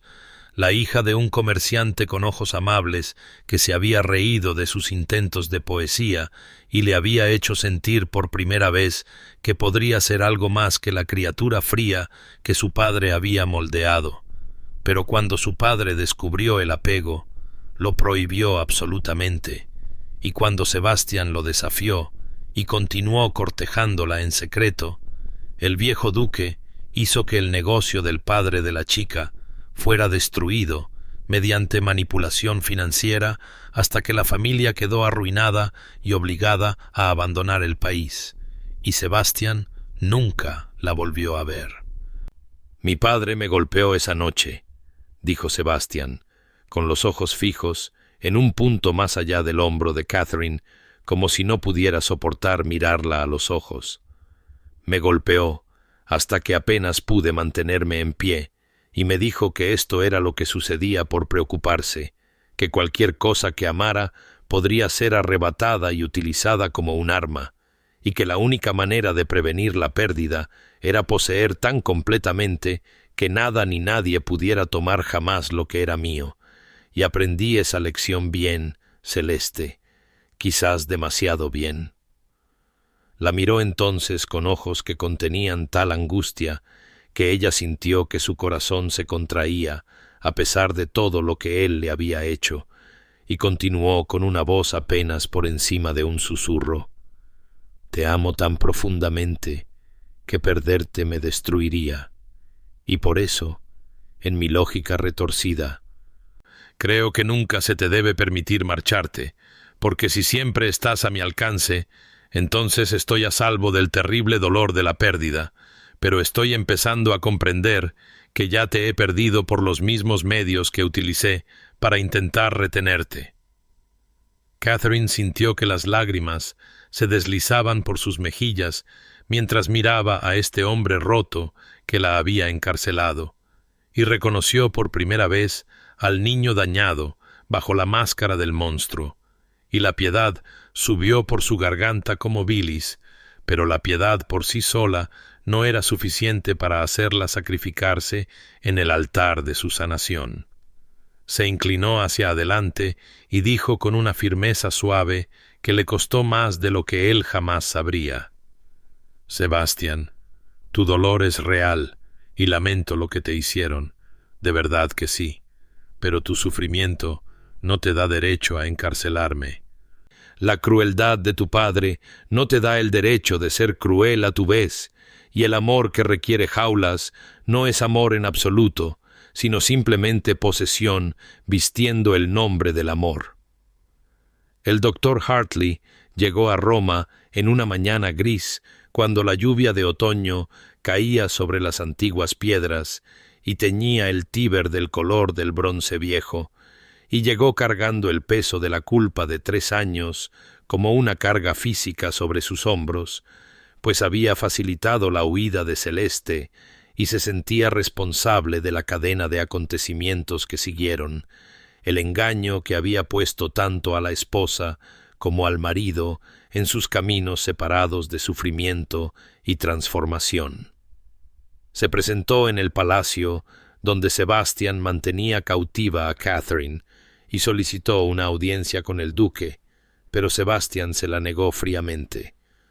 Aún albergando resentimiento hacia el médico que había declarado muerta a su esposa y había llorado con él sobre un ataúd que no contenía más que piedras pesadas y sueños rotos, aunque Sebastián aún no conocía el alcance total de la complicidad del doctor Hartley en ese terrible engaño. Fue Catherine quien insistió en ver al médico cuando se enteró de su presencia en Roma, y los guardias le permitieron a regañadientes una breve visita supervisada en la sala de recepción formal del palacio, donde ángeles pintados en el techo contemplaban sus luchas mortales con indiferencia pictórica. El doctor Hartley parecía más viejo de lo que Catherine recordaba. Su cabello se había vuelto completamente blanco y nuevas líneas se habían grabado profundamente alrededor de su boca y ojos, y cuando tomó sus manos entre las suyas, las sintió temblar con una emoción que apenas podía contener. «He sido consumido por la culpa», confesó con una voz áspera por el remordimiento, «viendo lo que mis acciones provocaron, viendo al duque descender a la locura mientras tú permanecías perdida para mí, sin saber si estabas a salvo o feliz o incluso viva, y he cuestionado cada día si hice lo correcto al ayudarte a escapar o si simplemente cambié una forma de sufrimiento por otra». Catherine le aseguró que le había salvado la vida en el sentido más verdadero, que los años de libertad que había conocido en Roma valían cualquier precio que ahora pudiera pagar. Pero el doctor Hartley negó con la cabeza y dijo que no había venido simplemente a confesar su culpa, sino a ofrecer algo que aún podría resolver este terrible impasse. Reveló entonces que la madre de Sebastian, la duquesa viuda, agonizaba en Ashford Manor y había estado preguntando por su hijo con creciente desesperación, y el doctor Hartley creía que esto podría ser la clave para alcanzar cualquier humanidad que permaneciera enterrada bajo la obsesión de Sebastian, pues la viuda era la única persona cuya opinión el duque había valorado realmente,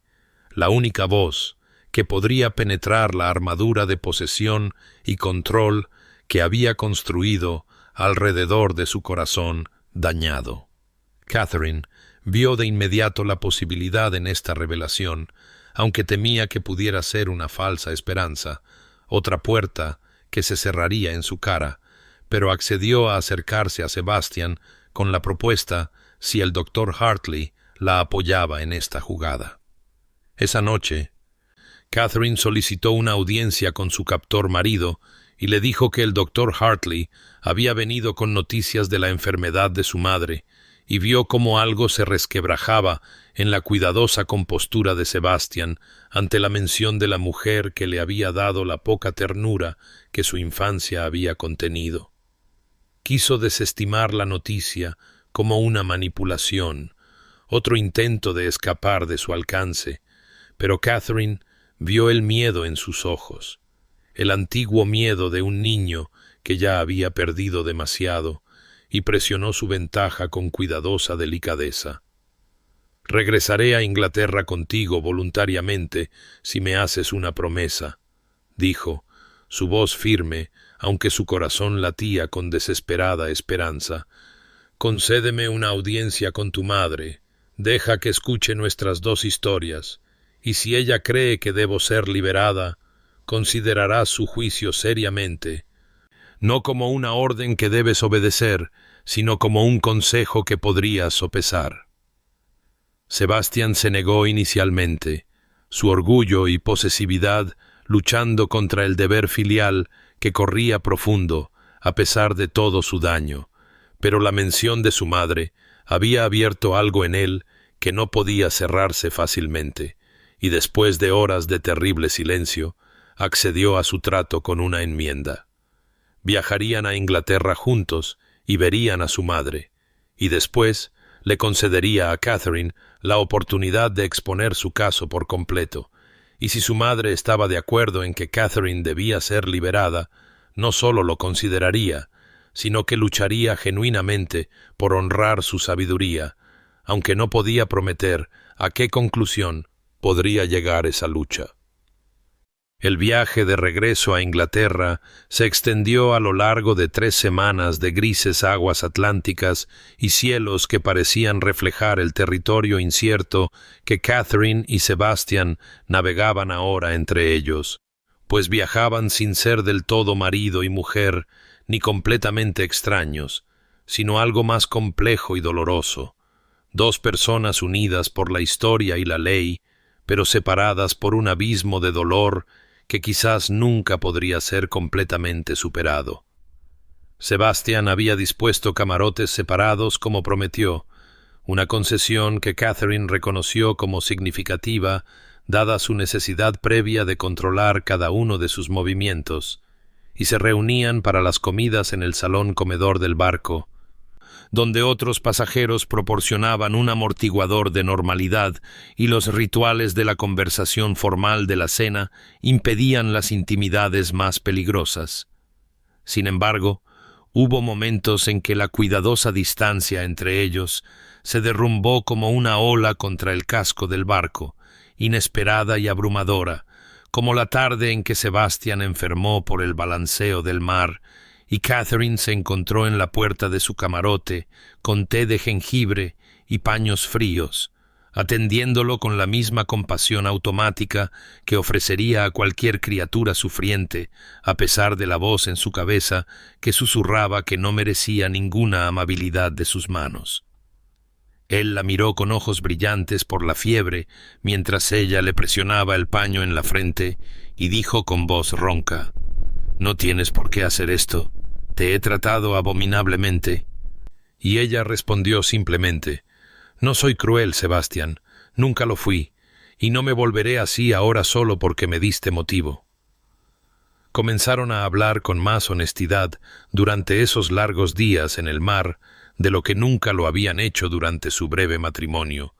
Extrañas conversaciones forzadas que ocurrían durante los paseos por cubierta o en la biblioteca del barco, donde otros pasajeros asentían cortésmente y se alejaban,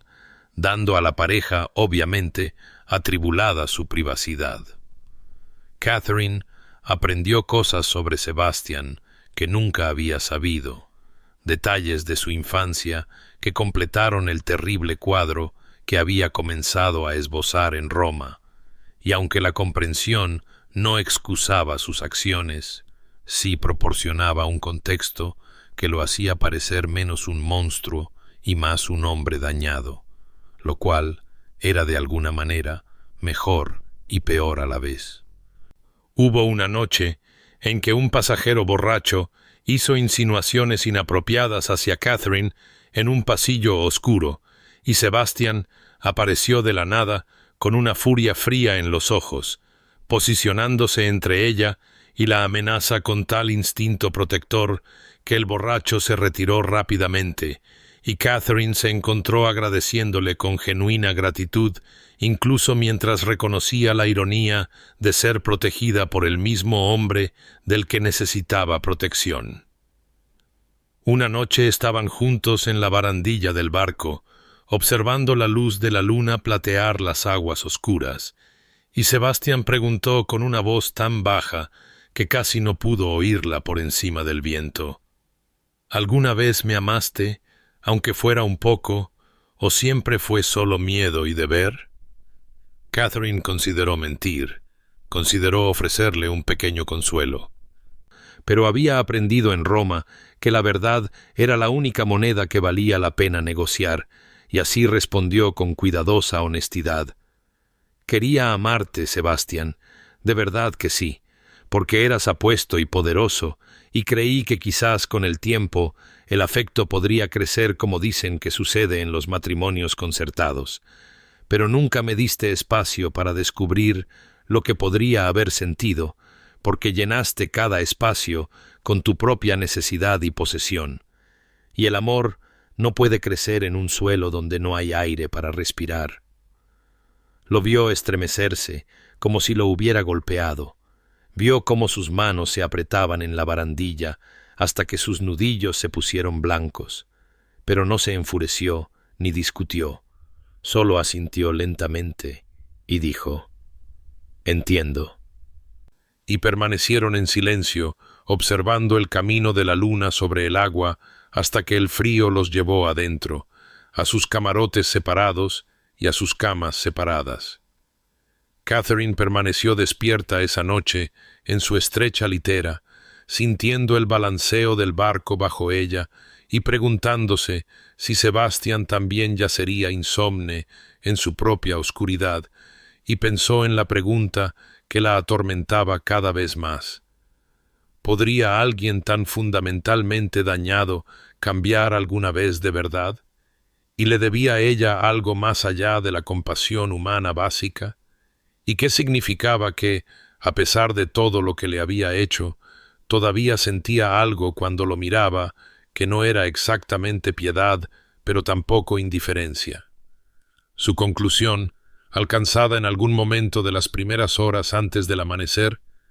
fue que le debía verdad y compasión como se la debería a cualquier ser humano, pero no le debía su vida ni su libertad ni su futuro, y pasara lo que pasara cuando llegaran a Inglaterra y se presentaran ante su madre moribunda, Catherine no se sacrificaría, incluso si eso significaba verlo romperse por completo, pues ya había muerto una vez para escapar de esta jaula y no volvería a entrar voluntariamente en ella, por muy dorados que fueran sus barrotes o cuán lamentable fuera su guardián. Llegaron a Ashford Manor en otoño, cuando los árboles que rodeaban la finca se habían vuelto de cobre y oro, y la vista de aquellos terrenos familiares golpeó a Catherine con una fuerza inesperada. Pues aquí fue donde su jaula dorada se había cerrado por primera vez a su alrededor y donde había vivido con un terror creciente hasta que estuvo lo suficientemente desesperada como para orquestar su propia muerte, y ahora regresaba voluntaria pero cautelosamente, atada a Sebastian por el frágil pacto que habían hecho a bordo del barco y por la mujer moribunda que esperaba dentro de aquellos antiguos muros de piedra. La duquesa viuda, Margaret Ashford, yacía en sus aposentos del segundo piso, donde la luz de la tarde se filtraba a través de ventanas emplomadas y caía sobre su forma disminuida como una bendición, y aunque su cuerpo había sido devastado por la enfermedad consuntiva que la consumía desde dentro, sus ojos permanecían fieros e inteligentes. Sin perderse nada, mientras Sebastian y Catherine entraban juntos y se paraban ante ella como suplicantes esperando juicio. Miró primero a su hijo, observando los cambios que 3 años de dolor y obsesión habían grabado en sus facciones,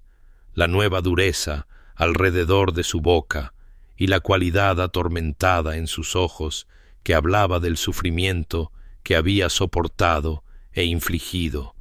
y luego su mirada se posó en la mujer que había creído muerta y enterrada, y Catherine vio un destello de reconocimiento inmediato en el rostro de la duquesa, seguido de algo que parecía casi alivio. La anciana despidió a Sebastian con un gesto de su frágil mano y ordenó con una voz aún capaz de autoridad a pesar de su debilidad: «Déjanos, quiero hablar con tu esposa a solas». Y aunque Sebastian dudó,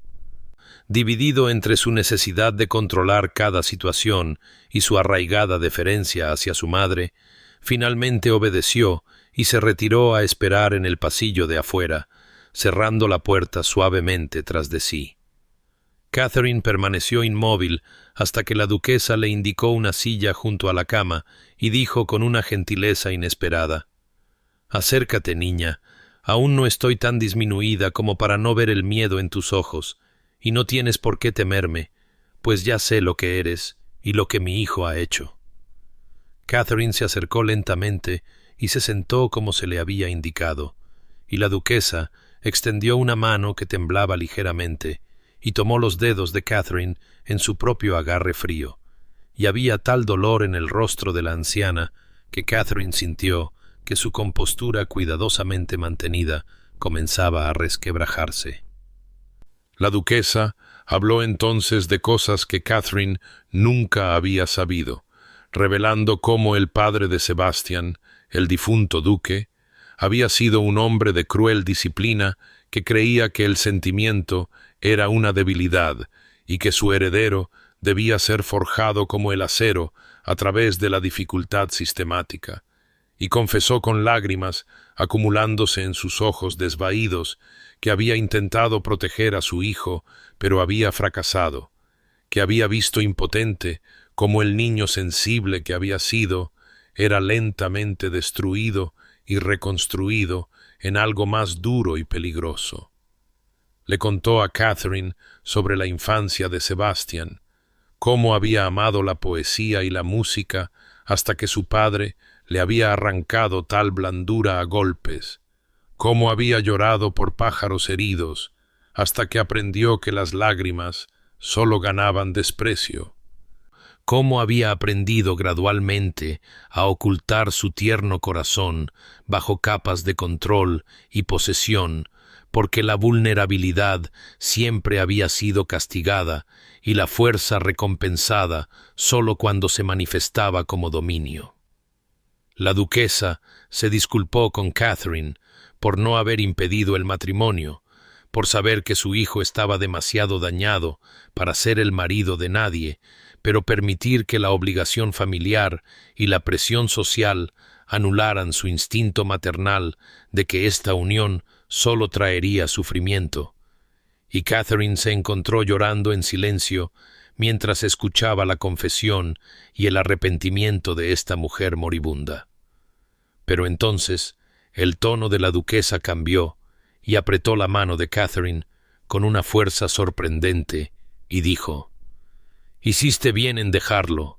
bien en elegir la vida sobre la lenta muerte que él te habría dado. Y no te pediré que te sacrifiques en el altar de su quebranto, pero te pediría algo más antes de morir». Catherine esperó, apenas respirando, y la duquesa continuó: «Ayúdalo a entender lo que es el amor de verdad, no quedándote, sino liberándolo, pues el amor que aprisiona no es amor en absoluto, sino solo miedo disfrazado de amor, y hasta que aprenda esta verdad, nunca sanará y permanecerá para siempre la cosa rota que su padre hizo de él». Catherine luchó por comprender lo que la duquesa le pedía. ¿Cómo podría enseñarle algo a Sebastián cuando él nunca la había escuchado antes? Pero la anciana sonrió con tristeza y dijo: «Él es diferente ahora. Debes haberlo visto durante vuestro viaje juntos, las grietas que aparecen en la armadura que construyó. Y es a través de esas grietas que la verdad podría finalmente penetrar si se entrega con la voz correcta en el momento adecuado, y ese momento está casi sobre nosotros». La duquesa convocó a Sebastián de nuevo a la cámara con un gesto que no admitía negativa, y cuando él entró y vio el rostro de Catherine bañado en lágrimas y la expresión de terrible determinación de su madre, pareció comprender instintivamente que algo trascendental estaba a punto de ocurrir, algo que remodelaría el paisaje de su existencia de maneras que aún no podía comprender. La anciana le indicó que se sentara al lado opuesto de su cama de Catherine, y cuando ambos estuvieron posicionados ante ella como peticionarios, esperando el decreto de un soberano, respiró con dificultad y habló con todo el peso de su autoridad restante, declarando que no cerraría los ojos en el sueño final hasta que Sebastián hiciera la sagrada promesa de concederle a Catherine su completa e incondicional libertad, liberándola de sus lazos matrimoniales y permitiéndole vivir su vida sin interferencias, ni persecuciones, ni ninguna otra reclamación sobre su persona o su futuro.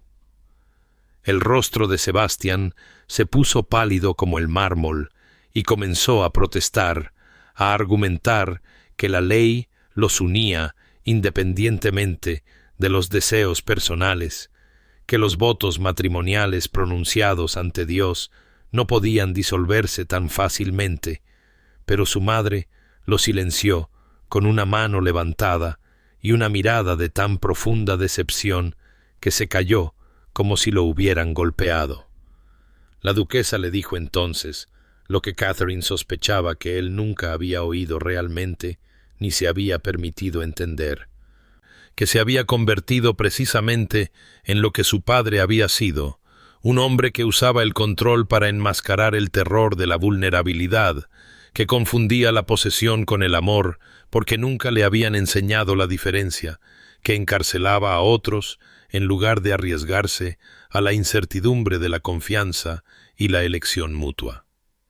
Le hizo la pregunta que iba al corazón de todo, su voz tranquila pero implacable, mientras decía: «¿La amas, Sebastián? ¿La amas de verdad como a una persona con su propia alma, voluntad y sueños? ¿O simplemente amas la idea de poseerla, de tener algo hermoso y precioso que te pertenece solo a ti?» La compostura de Sebastián se hizo añicos como un cristal golpeado por una piedra, y Catherine observó con una mezcla de piedad y dolor como 3 años de pena, rabia y necesidad obsesiva se abrían para revelar al niño aterrorizado que todavía se encogía bajo el hombre endurecido, y lloró como nunca lo había visto llorar, grandes sollozos estremecedores que sacudían todo su cuerpo, mientras se apretaba las manos contra la cara, como para mantenerse unido contra fuerzas que lo desgarrarían. Confesó entre lágrimas que no sabía amar de otra manera, que la idea de estar solo de nuevo lo llenaba de un pavor existencial tal que preferiría morir antes que enfrentarlo, que sin ella temía no ser nada en absoluto, solo un título vacío y una casa vacía y un corazón vacío que nunca había aprendido a sostenerse sin validación externa.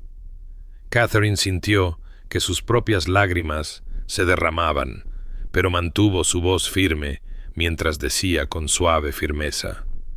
«No eres nada, Sebastián, nunca lo fuiste. Pero no puedo ser tu razón de existencia, no puedo sacrificar mi vida para llenar el vacío dentro de ti. Debes encontrar dentro de ti mismo el valor y el propósito que ninguna otra persona puede proporcionar». La duquesa extendió ambas manos temblorosas y tomó una mano de cada uno, uniéndolas en su frágil agarre, y le dijo a su hijo con infinita tristeza e infinito amor: «Déjala ir, mi querido niño, déjala ir libre y completamente. Demuéstrate a ti mismo y a ella y a mí que eres capaz del amor desinteresado que dices sentir en lugar de la obsesión egoísta que te ha impulsado hasta ahora, pues solo liberándola puedes esperar encontrar alguna redención o paz». Sebastián miró a Catherine a través de la cama de su madre, y ella vio en sus ojos la terrible guerra que se libraba entre todo lo que le habían enseñado a ser y todo lo que aún podría llegar a ser, y finalmente, lentamente, con la expresión de un hombre que se lanza de un acantilado a una oscuridad desconocida, asintió y susurró: «Te dejaré ir, lo prometo, no te perseguiré, ni te buscaré, ni haré ninguna reclamación sobre ti, nunca más». Y con esas palabras, algo fundamental cambió en el aire entre ellos, como si las cadenas que los habían atado a ambos, de repente, se deshicieran en polvo. 5 años pasaron como agua fluyendo entre los dedos abiertos, llevándose los bordes afilados del pasado, hasta que lo que quedó fueron piedras lisas de memoria que podían sostenerse sin dolor. Y en la primavera de 1878, en un estudio lleno de sol con vistas a los tejados de terracota de Florencia, una mujer que había sido llamada Celeste y luego Catherine, y ahora era conocida simplemente como Elise, estaba de pie frente a un caballete, enseñando a un círculo de mujeres jóvenes el sutil arte de capturar la luz y la sombra en el lienzo, y el sonido de sus risas llenaba la habitación como música, y era feliz de una manera que una vez creyó imposible, entera y completamente ella misma, sin necesidad de esconderse, ni disminuirse, ni disculparse por el espacio que ocupaba en el mundo. El correo de la mañana trajo cartas como siempre, correspondencia de amigos esparcidos por Italia y Francia, invitaciones a exposiciones y salones, y entre ellas un sobre de color crema con un matasellos inglés y una caligrafía que reconoció a pesar de los años que habían pasado. Y lo abrió con manos firmes y sin miedo, pues había aprendido que el pasado ya no podía alcanzarla y reclamarla a menos que ella lo permitiera. El duque de Ashford escribía con cuidada formalidad que recientemente había adquirido una colección de bocetos botánicos de las Indias Orientales y pensó que a ella le gustaría ver las detalladas ilustraciones de flora exótica, que sería un honor para él enviárselas si ella lo deseaba, que no pedía nada a cambio y solo esperaba que estuviera bien y en paz. Y era la 10ª carta de este tipo en 5 años, cada una respetuosa y distante, cada una reconociendo su completa libertad, algunas revelando en sus cuidadosas palabras su lento y doloroso crecimiento hacia algo parecido a la salud. Ella le respondió como siempre, breve y cortésmente, agradeciéndole su consideración. Declinando la oferta con gentil cortesía, deseándole fuerza continuada en las obras de caridad que había mencionado en cartas anteriores, y firmó simplemente con su nombre elegido, ya no llevando el suyo ni el título de ningún otro hombre, y mientras sellaba el sobre, no sintió más que una tranquila satisfacción de que ambos hubieran sobrevivido a la destrucción de lo que habían sido y encontrado caminos hacia algo mejor. En Inglaterra, Sebastian Ashford caminaba por los terrenos de una escuela que había fundado para niños de hogares difíciles, niños cuyos padres eran crueles o ausentes, niños que necesitaban aprender que la fuerza podía manifestarse como bondad y que el control sobre los demás era la forma más débil de poder, y aunque permanecía sin ser marcado por un nuevo amor, y quizás siempre lo estaría, había descubierto un propósito en sanar en otros las heridas que reflejaban las suyas, y cuando pensaba en Celeste, ahora era con gratitud en lugar de posesión, agradecido de que ella se hubiera amado lo suficiente como para escapar de él y hubiera poseído el coraje de mostrarle el monstruo en que se había convertido. Querido oyente, a veces el mayor acto de amor es la liberación, la voluntad de abrir las manos y dejar ir aquello sin lo que pensabas que no podías vivir, confiar en que tanto tú como aquel a quien liberas sobrevivirán a la separación y quizás incluso florecerán de maneras que el encarcelamiento habría impedido para siempre. Tanto en el aferrarse como en el dejar ir, tanto en los lazos que formamos como en la libertad que concedemos. Que encuentres la sabiduría para saber qué sirve al amor y qué sirve solo al miedo de estar a solas contigo mismo, y que descanses en paz en el conocimiento de que eres suficiente, entera y completamente suficiente por ti mismo, sin necesidad de poseer otra alma para demostrar tu valía o llenar el vacío dentro de ti que solo tú puedes sanar. Esta ha sido una historia de cuentos de siempre jamás, donde cada cuento nos enseña algo sobre el corazón humano, y si esta historia te ha conmovido, si te ha recordado tu propia fuerza o tu propia capacidad de crecimiento más allá de los patrones que te moldearon, entonces suscríbete para escuchar más historias de amor y pérdida y el coraje de elegir la libertad sobre las cadenas familiares, pues hay innumerables cuentos aún por contar, y cada uno contiene un espejo de alguna verdad sobre quiénes somos y quiénes podríamos llegar a ser.